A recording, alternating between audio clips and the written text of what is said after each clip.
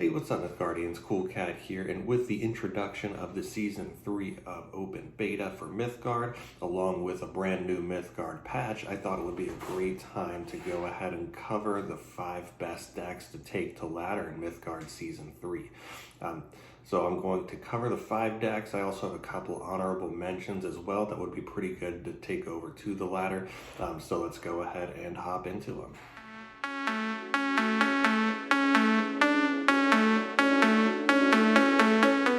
Alright, and honorable mention number 1 is going to go over to Yellow-Orange, Fires of Creation. This is a deck that I had been playing a little bit at the very beginning of the season. I had a very good win rate.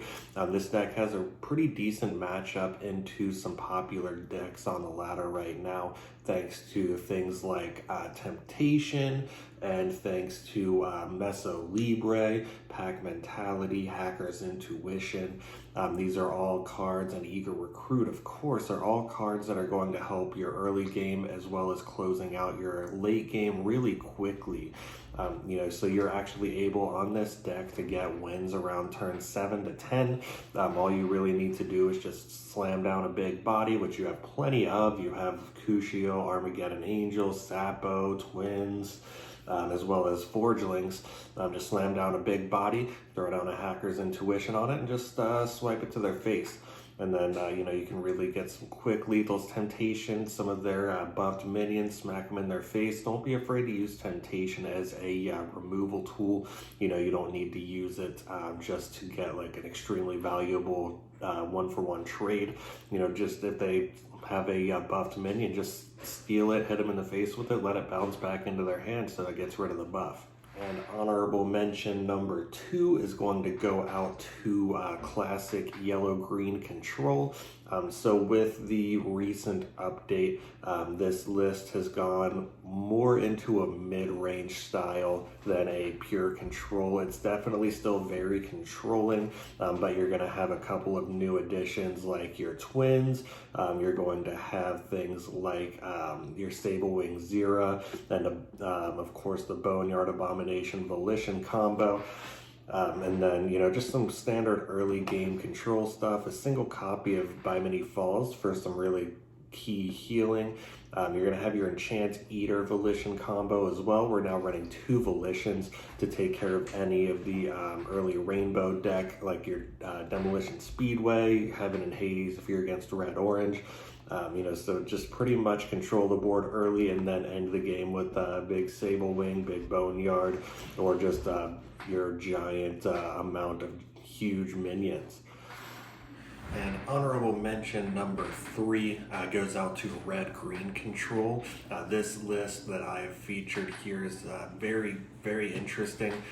You use a lot of the Dashing Ringmaster synergies here.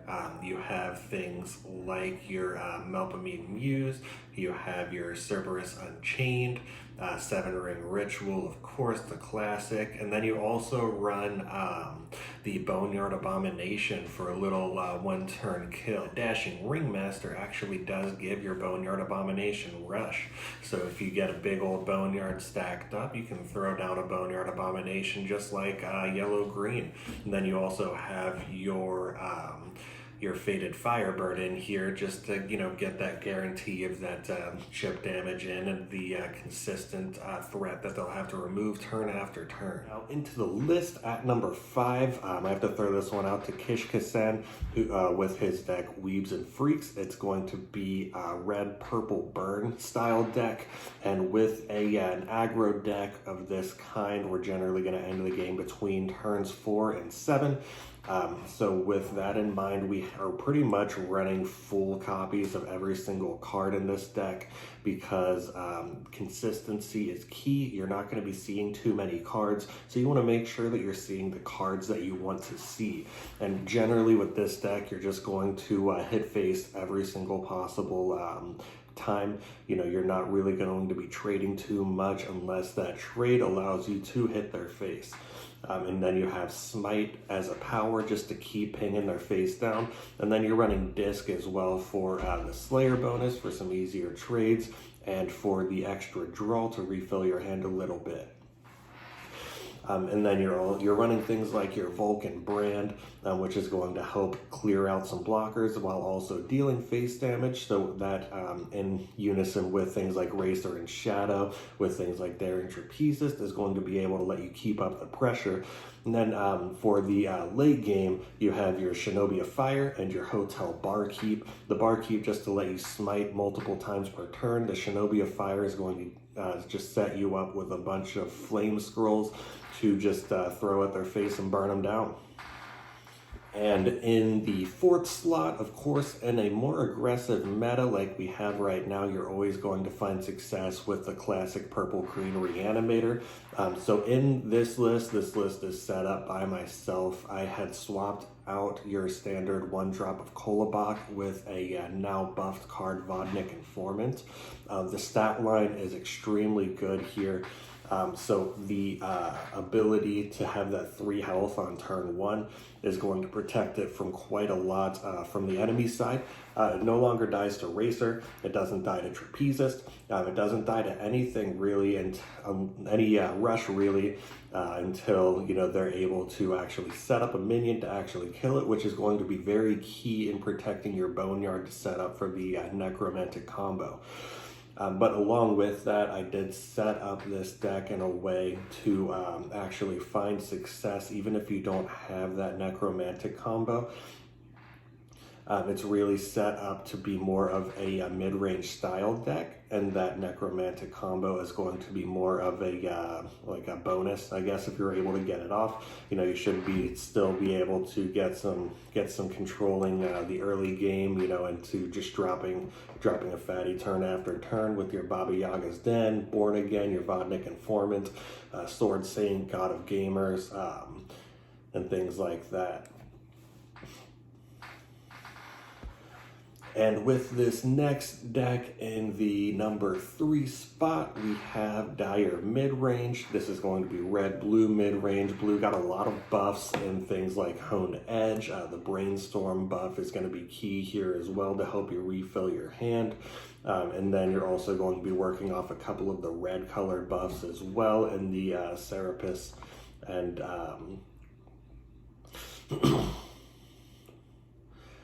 and this deck is just extremely good at controlling the board early game and just kind of running any aggressive opponent out of resources with the great healing from Extract Life, Strigoi Pup, Serapis False Apostle. And if you are facing a bigger deck, a more controlling style deck, you have things like Gigantomachia, 7-Ring Ritual. You're running a single Thunderclap and Magnus as well. You can really take over the early game board with a Honed Edge onto a Strigoi Pup or onto a Nineheart Thane. So use that early pressure to help build up your resources in the early game, so you're not going to be playing too many cards. You're really going to be focusing on just a couple of minions in the early game, so you can really use that to build up your hand and then just take over the late game with things like Winds of Abaddon. Get some really good value out of Magmatar. Sideshow Chimera is going to be key here as well.